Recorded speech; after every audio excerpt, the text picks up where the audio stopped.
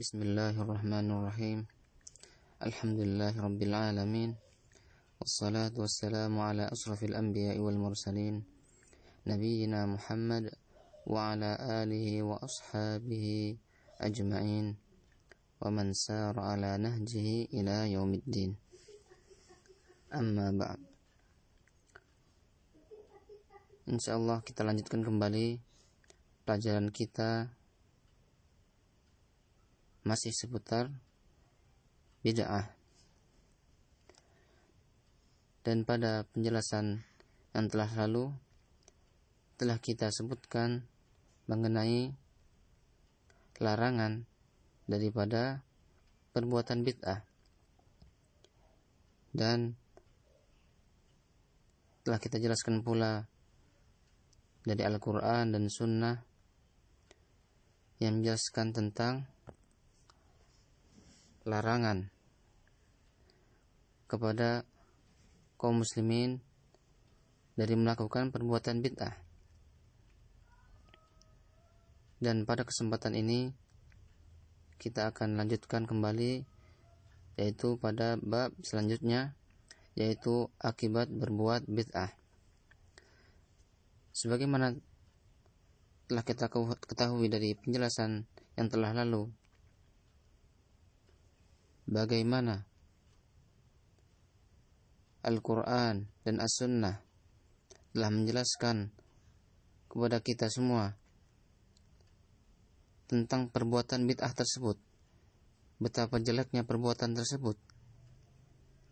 Maka pada kesempatan kali ini kita akan menjelaskan sedikit tentang dampak buruk daripada perbuatan bid'ah.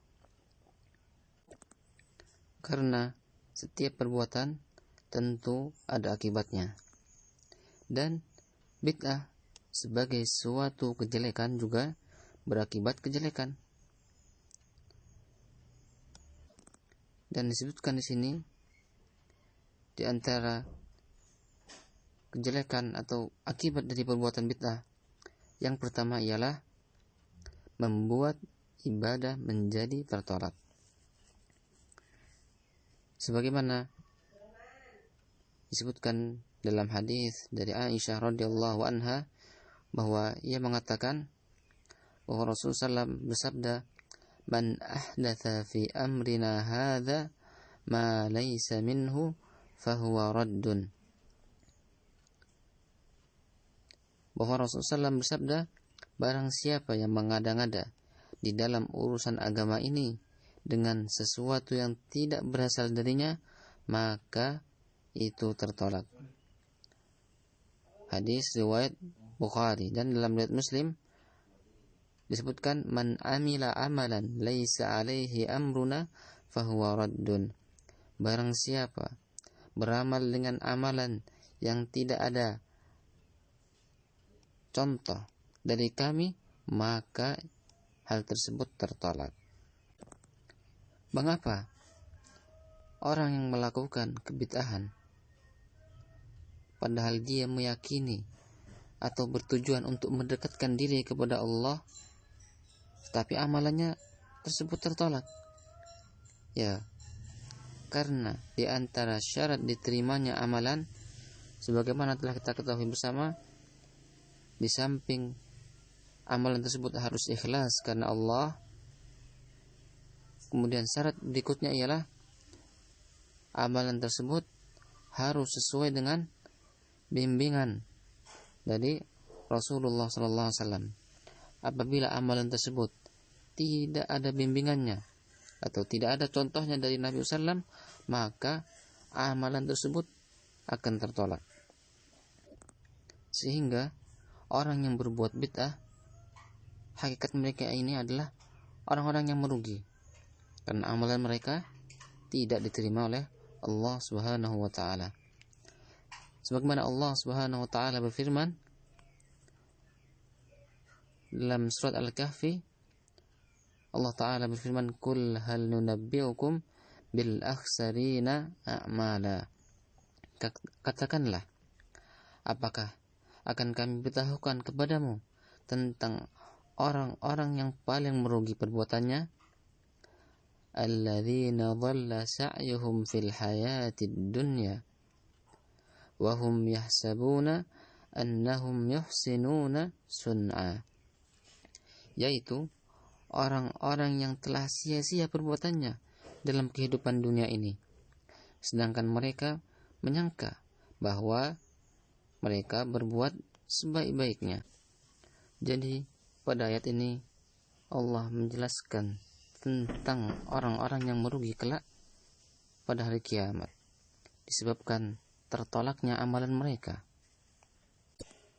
Kemudian disebutkan di buku, di antara akibat dari perbuatan bid'ah yang kedua ialah pelakunya terancam jatuh ke dalam kesyirikan. Dalilnya firman Allah Subhanahu wa taala, "Falyahdharil ladzina yukhalifuna an amri an tusibahum fitnah aw yusibahum adzabun alim."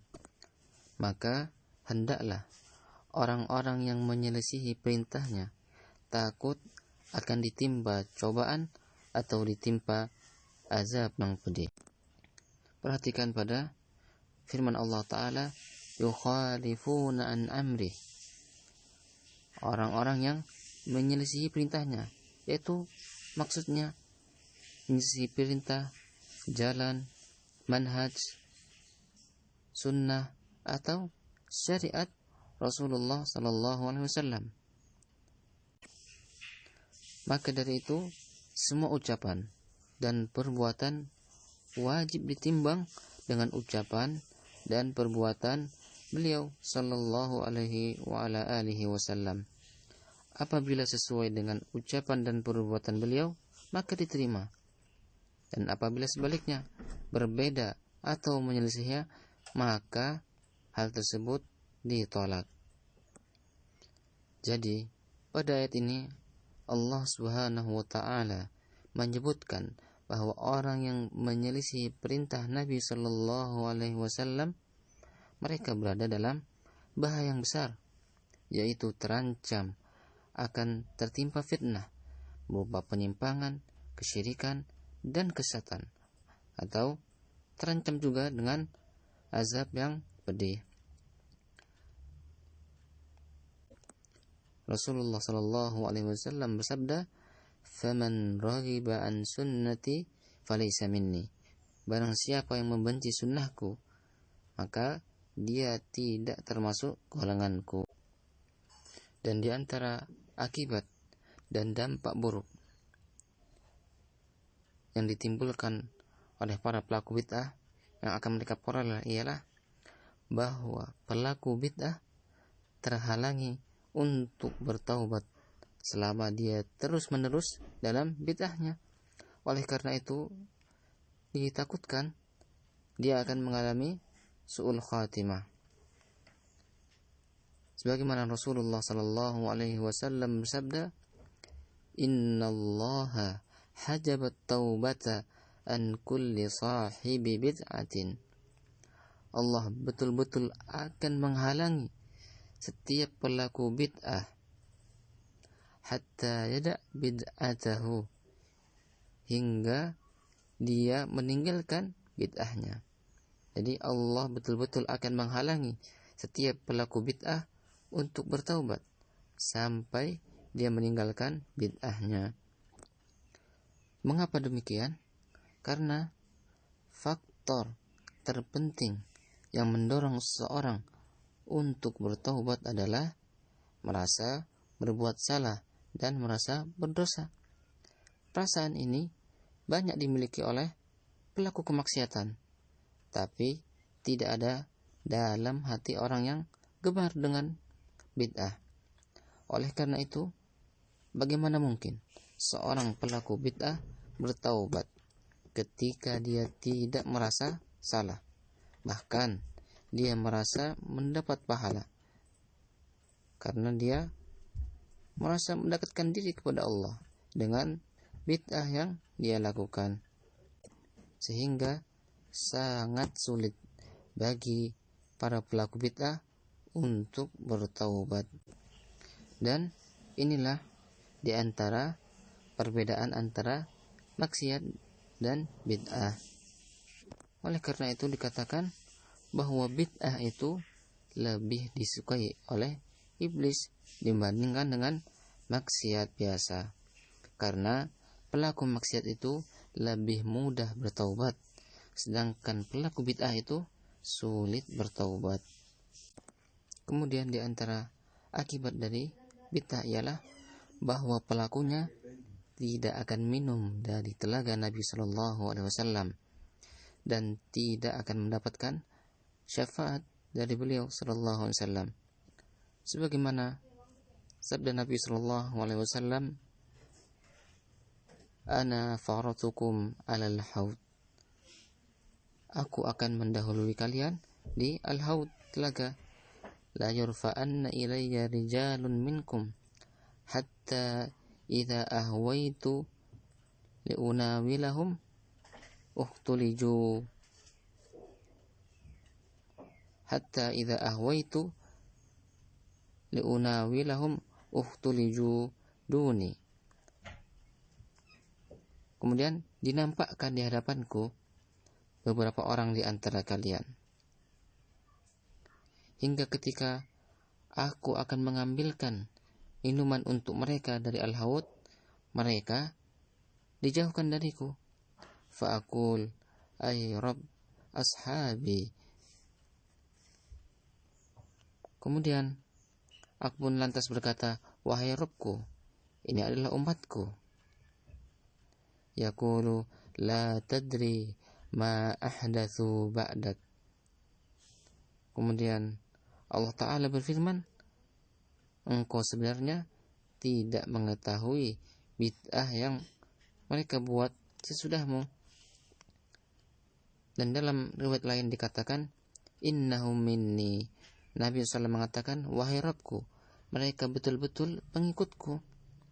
Fayuqal, innaka la tadri ma baddalu ba'dak. Lalu Allah berfirman, sebenarnya engkau tidak mengetahui bahwa mereka telah mengganti ajaranmu setelahmu. Fa'akulu suhkan liman baddala ba'di. Kemudian Rasulullah mengatakan, celaka bagi orang yang telah mengganti ajaranku. Ini merupakan doa laknat untuk orang-orang yang mengganti ajaran Nabi Shallallahu Alaihi Wasallam dengan berbuat bid'ah. Kemudian di antara dampak buruk dari perbuatan bid'ah ialah bahwa pelakunya akan mendapatkan dosa jika amalan bid'ahnya diikuti orang lain. Sebagaimana dalam sebuah hadis yang telah berlalu pada penjelasan sebelumnya, yaitu sabda Nabi SAW, man sanna fil islami sunnatan hasanatan fa umila biha ba'dahu kutiba lahu mislu ajri man amila biha, sampai akhir hadis, yaitu yang artinya Nabi SAW sabda, barang siapa melakukan suatu amalan kebaikan lalu diamalkan oleh orang sesudahnya, maka akan dicatat baginya ganjaran semisal ganjaran orang yang mengikutinya, dan sedikit pun tidak akan mengurangi ganjaran yang mereka peroleh. Dan sebaliknya, barang siapa melakukan suatu amalan kejelekan lalu diamalkan oleh orang sesudahnya, maka akan dicatat baginya dosa semisal dosa orang yang mengikutinya, tanpa mengurangi dosanya sedikit pun. Jadi pada hadis ini terdapat penjelasan tentang betapa meruginya orang yang melakukan atau melestarikan perbuatan bid'ah ataupun tradisi-tradisi yang lainnya yang menyelisihi syariat. Bukan hanya dosa dirinya yang akan dia tanggung, tetapi dosa orang yang mengikutinya juga. Inilah penjelasan ringkas mengenai akibat dan dampak buruk dari perbuatan bid'ah. Semoga dengan penjelasan yang ringkas ini dan juga penjelasan yang telah berlalu menjadikan kita semakin mengenali dengan baik tentang seluk-beluk bid'ah dan bahaya-bahaya yang ditimbulkan darinya. Dan hal ini bukan berarti dengan kita mengetahuinya terus kita malah melakukan perbuatan bid'ah. Tidak, tetapi untuk menjadikan kita semakin waspada dan berhati-hati agar tidak terjatuh ke dalam perbuatan bid'ah. Karena sebagaimana dikatakan oleh seorang penyair, araftu syarr la lisyarr lakin litawaqqihi. Aku mengenal kejelekan bukan berarti ingin melakukannya, tetapi ingin menjauhinya.